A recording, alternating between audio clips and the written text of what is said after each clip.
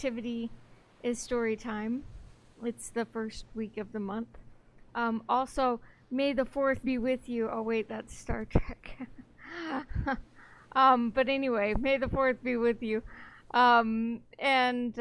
So this week, we'll be doing story time. That's when we just tell stories based on a topic. This week, this month, I guess, the topic will be compassion. Compassion is the cornerstone of the Amaveramus project. Compassion is the antidote to shame, especially self-compassion. It builds, it grows, it connects. Compassion means to suffer with. And I want to share a story about how I experienced compassion at a young age. And to share this story, I'm gonna have a friend help. His name is Sarge. He's a beanie baby. So Sarge is gonna help me.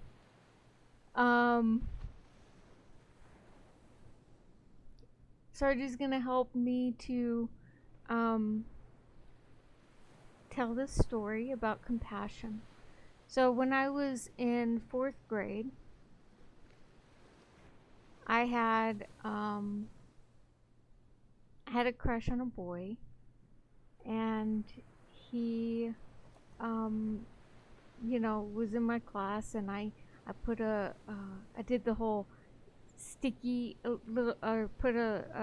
stick a note on his desk that says check yes or no, and after class I looked, and there was nothing.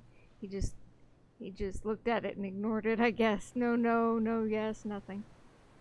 But hope springs eternal, right? So I just, at recess, I would just kind of sit far away. I was scared to talk to him, and just kind of look and watch everybody, and watching him, and the first of my stalker days. No, just kidding. And I sat behind this wall, brick wall, and or stood behind this brick wall, and at recess every day. And this girl came out of the building, and she asked me what I was doing, and I was saying, I was just watching this guy, and she was like, "Oh, does he like you too?" And I was like, I don't know. I left him a note, and he didn't say anything. She said, "Well, you want me to ask?" And I got so excited. Oh my gosh, I was so nervous. I thought, oh, I just can't. I would never ask if he liked me, But I mean, she could. Oh, I was so excited. And so I took a leap, that naive childhood hope. I took a leap. And said, "Yes, can you go ahead and ask him for me?" And I hid behind the wall, and I traced the white lines with my finger. It kind of gave me a sense of stability, security, because I knew, if I followed the lines, everything was predictable and within my control. It was like my safe space. And she went out and walked over and went to talk to him, and I'd peek out and see he was looking my way, and I'd hid, and then, trace the lines again, and then look again. She's coming back, and I hid again. But as she was walking back, I started to get this feeling, this depression. I was already feeling rejection, even though she hadn't said anything to me yet. I just thought, there's no way, he doesn't like me. Are you kidding? Why would you even ask?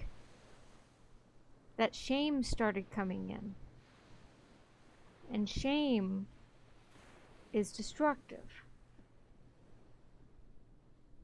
So this this sweet girl came up and she said, "No, but he likes this other girl, and I get it, but all the shame started really piling on. This other girl is not physically disabled, not a little overweight like I was, you know." And so all the shame was really getting to me, and I just said, "Okay, thank you." Went back to tracing the lines on the brick wall, and I could feel the heat in my face, and I could feel the hot tears running, and that rejection was so painful. And I knew, obviously, I shouldn't have even asked.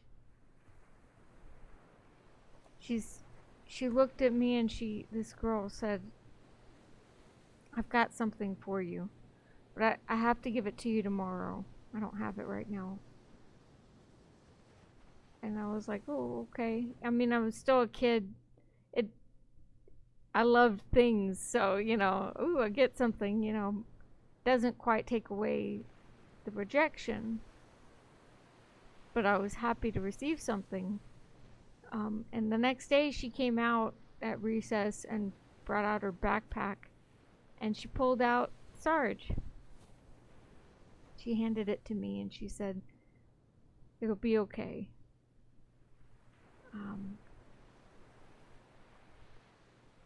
And I wanted you to have this." And so I thanked her, and Sarge got me through a lot of months of me just laying in bed, lonely and sad.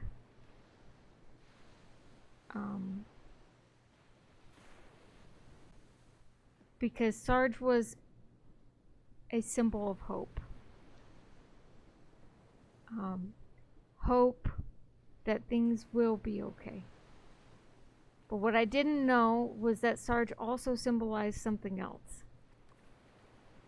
In that moment that she looked at me crying, that girl chose to reach out and connect to me and show me that it's okay. It's all right. I'm suffering that same pain with you. You're not alone. That's compassion, guys. That's compassion. And so this little guy, when I would hold him when I was lonely and sad, it reminded me on an unconscious level that I'm not alone, that I am okay. And that is what kills shame. It's believing that I'm really not alone, and I really am worth connecting to. So, that being said, what are some of your stories of compassion?